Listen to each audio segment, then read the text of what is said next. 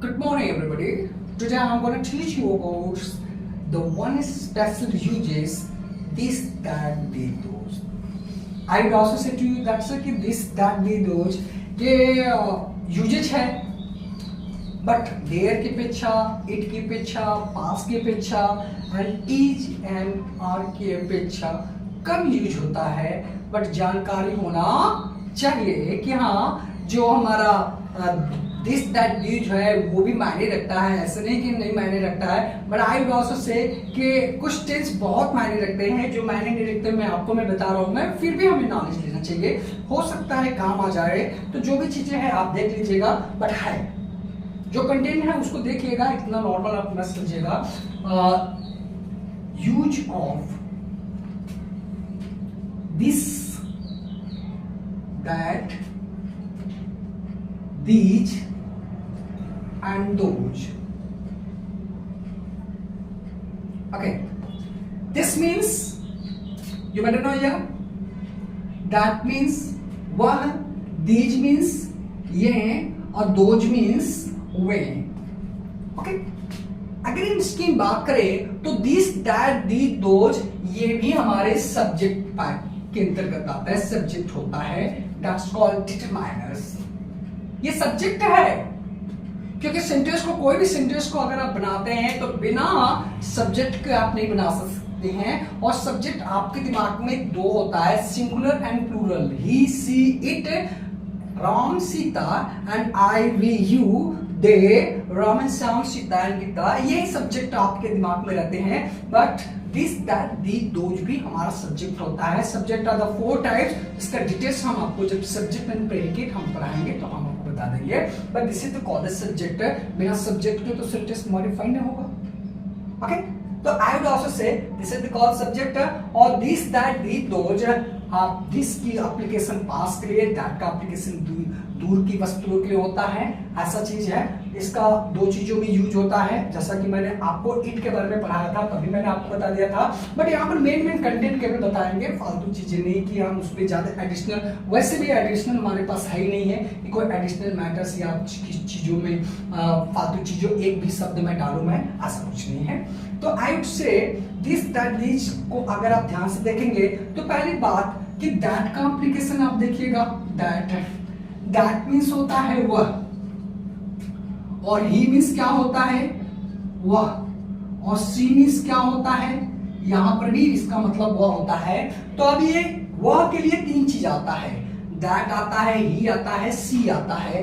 तो कैसे माने आइडेंटिफाई करें कि इसका एप्लीकेशन इसी केस में किया जाता है. आइए देखते हैं. जैसे ही का एप्लीकेशन स्त्री के लिए किया जाता है, यानी फीमेल के लिए किया जाता है, फीमेल. और ही का एप्लीकेशन मेल के लिए किया जाता है, पुरुष के लिए. और जहां पर स्त्री और पुरुष का बोध ना हो वहां पर बाकी लड़का लड़की, गर्ल्स बॉयज, आदमी औरत को छोड़कर बाकी सभी के लिए दैट का एप्लीकेट किया जाता है. जैसे आप देख लीजिएगा, कहता है वह एक डॉक्टर से, वह एक डॉक्टर है. तो बताइए डॉक्टर कौन होता है? डॉक्टर्स गर्ल्स होते हैं कि बॉय होते हैं? आप बोलेंगे सर गर्ल्स भी होते हैं, बॉयज भी होते हैं. अमूमन कौन ज्यादा होता है? सर दोनों होते हैं. नहीं, वह एक नर्स है. अब बताइए नर्स कौन होते हैं? आप बोलेंगे सर लड़की होती है. क्या बॉयज नहीं होते हैं? बॉयज भी होते हैं. बट क्या है, परसेंटेज देखा जाता है कि परसेंट किसकी ज्यादा है.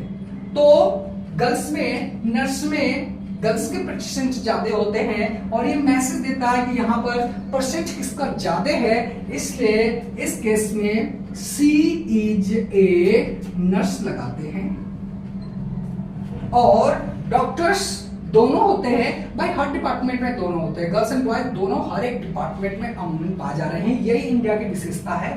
तो डॉक्टर्स, वही एक डॉक्टर से अमूमन ज्यादा ही होता है. तो मैसेज आता है he is a doctor. Okay, he is a doctors. और वह एक गाय है, वह एक गाय है. तो अगर आप गाय को देखेंगे तो क्या ये लड़का है कि लड़की है? अमूमन मेल फीमेल की बात नहीं किया जा रहा है। मेल फीमेल में गर्ल्स एंड बॉयज होना चाहिए, आदमी औरत होना चाहिए। मेल फीमेल तो आप पक्षियों में भी देख सकते हैं, पौधों में भी देख सकते हैं, हर एक चीजों में जितने भी लिविंग ऑर्गेनिज्म होते हैं वो उसमें भी मेल फीमेल होता है। बिना मेल फीमेल के ब्रीडिंग कैसे होगा, प्रोडक्शन कैसा होगा? तो सब में पाए जाते हैं, बशर्ते आदमी औरत को छोड़कर बाकी चाहे वो जानवर ही क्यों ना हो, इनके लिए सी का ना करके हम दैट इज ए काउ करते हैं। क्या करते हैं? That is a cow. ही सी का एप्लीकेशन नहीं करेंगे दैट का, क्योंकि जानवर है ना, आदमी और जानवर में डिफरेंस होता है, इस बात को ध्यान रखिएगा। आदमी वो होता है जिसके पास मैनर होते हैं, तौर तरीका होता है, जिसके पास समझदारी होती है। इनकी सबसे बड़ी पावर्स होती है माइंड। माइंड एक ऐसा चीज है, आप नेगेटिव ना सोचा करें, पॉजिटिव सोचा करें। देखिए कितने माइंडेड कैंडिडेट हैं जो हर एक चीजों को अमृत बना देते हैं। हर एक चीजों को क्या चीज नहीं बना देते हैं, हर एक चीजों में माइंड पाया जाता है। भले ही वो अपने अपने मतलब की चीजें करते हैं, बट जितना अपने मतलब की चीजें करेंगे उतना ही देश की सेवा, क्योंकि इनडायरेक्टली देश की सेवा होती है, डायरेक्टली नहीं होती, इनडायरेक्टली होती है। आपको लगता है कि वो बहुत ज्यादा वो करता है, लालची है, बट उस लालच में वो एक्टिवेट करता है, बहुत ज्यादा काम करता है।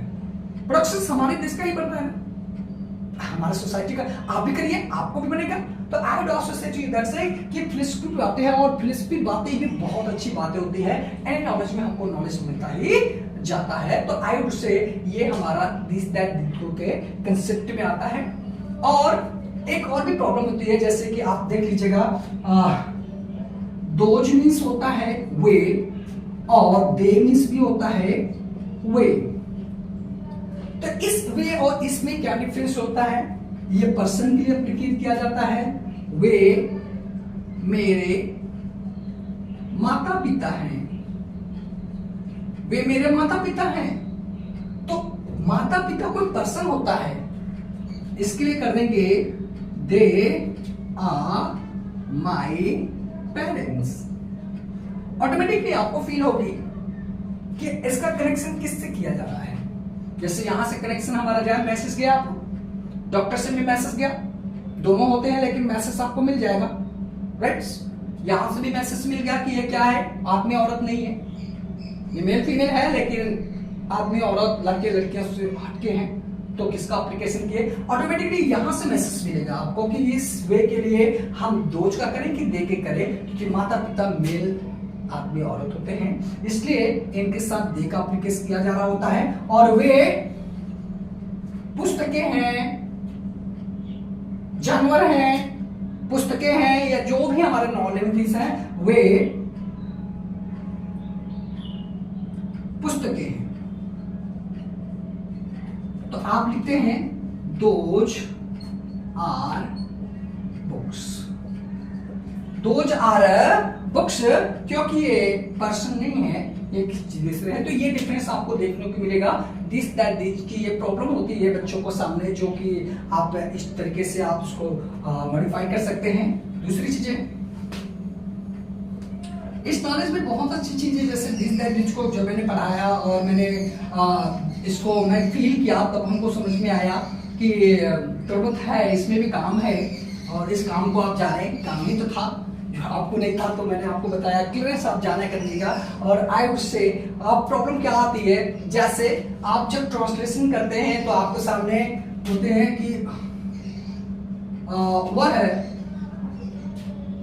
एक पुस्तक है, वह एक पुस्तक है। आप लिखते हैं that is a book, that is a book, वह एक पुस्तक है, दैट इज ए बुक, वह पुस्तक अच्छी है, वह पुस्तक अच्छी है। अब आपके दिमाग में ऐसा नहीं होगा कि that is a good book रहेगा।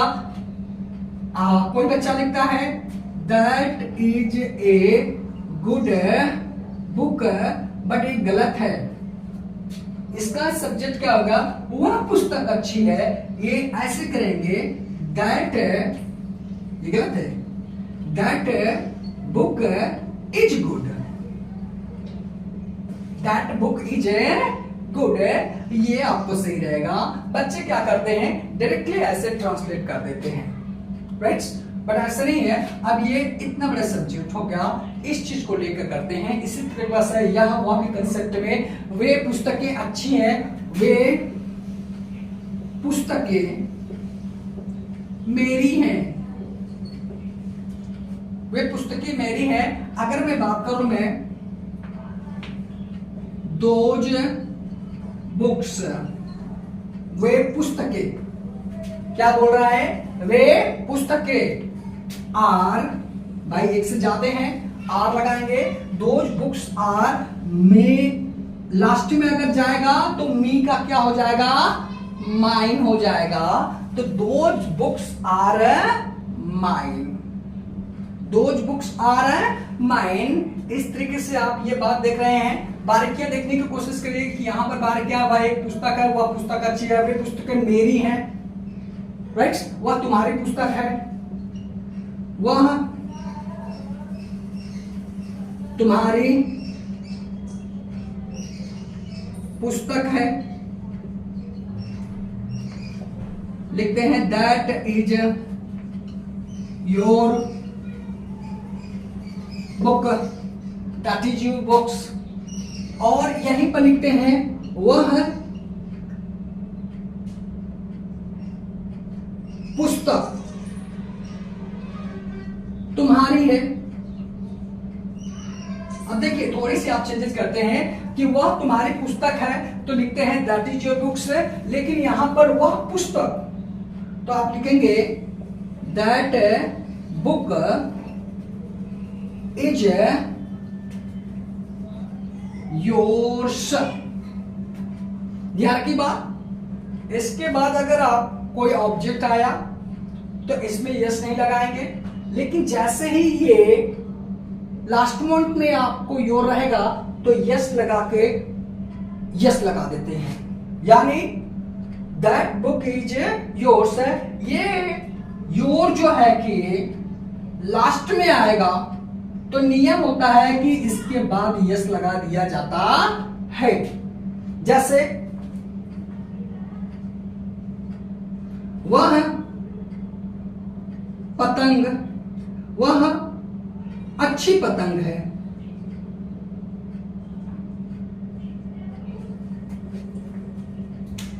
That is good kite. और वह पतंग अच्छी है तो लिखते हैं that kite, sorry, is good. अरे गाइस मैं ये भी बात शो करने की कोशिश करता हूं, मैं अलग अलग टाइप का नॉलेज है। आप ये बात ध्यान रखिए बात कि जो जो चीजें बारीकियां आपको देखने को मिलेगी, यहाँ पर बारीकियां मिली, यहाँ पे बारीकी मिली, एटलीस्ट अच्छे अच्छे सेंटेंसेस जो रिकवर करने की कोशिश क्या कर रहे हैं। तो आपने देखा दिस दैट दी दोज का एप्लीकेशन जो भी एप्लीकेट किया जा रहा होता है वो डिस्टेंस के लिए किया जाता है, और दूसरा किसी चीज को मोर हाईलाइटेड करने के लिए किया जाता है। जैसे कि मैंने आपको बताया ये चीजें डिस्टेंस के लिए होता है, दूरी के लिए होता है, और किसी चीज को मोर हाई लाइट के कंसेप्ट में किया जाता है, ज्यादा विशेष बतलाने के लिए किया जाता है। आप बोलते हैं this is me Akshay Kumar, hi this is me Akshay Kumar, this is me Varun Dhawan, this is me. तो दिस इज मी मतलब अपने आप को हाईलाइट कर रहे हैं, और ये मोर हाईलाइट के कंसेप्ट में होता है, साथ साथ में इसको दूरी के लिए एप्लीकेट किया जाता है। बाकी ऐसी छोटी छोटी बारीकियां आपको देखने को मिलेगा। मैं आपको बार बार हर एक जो इसका यूजेज है आपको बता रहे होते हैं कि ऑक्सफोर्ड इंग्लिश ट्रांसलेशन की एक ग्रामर की आती है, एक ट्रांसलेशन की आती है।